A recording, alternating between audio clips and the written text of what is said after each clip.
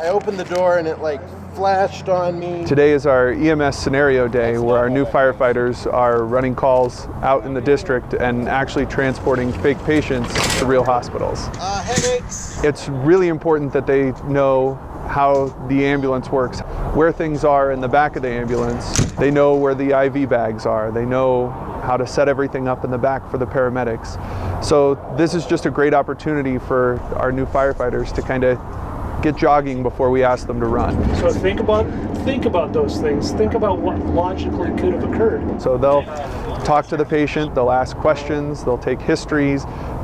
When it's necessary, they'll start IVs on the patient. He's got airway and forearm burns from a barbecue grill that flashed in his face. When they're on the way to the hospital, we're hoping that now they can transition to doing continued assessments.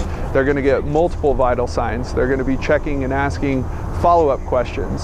So that helps us kind of sort through our differential diagnoses, like is this chest pain for one reason or chest pain for a different reason? And that's so critical to what we do in taking patients to the hospital. We need to weed through all the other things that are going on that have led to us, meeting with this patient today and get down to the bottom line of what we need to confer to the emergency room. Grill top came down on his arm. He's got a burn on his right forearm.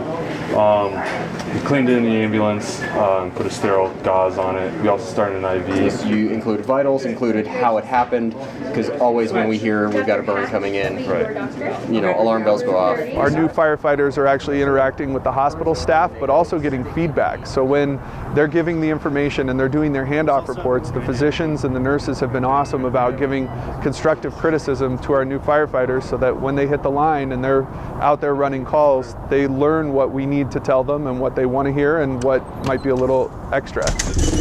It's so important that we be able to interview the patient, get the pertinent medical information, and then correctly transfer that information to the physicians and the nurses at the emergency room.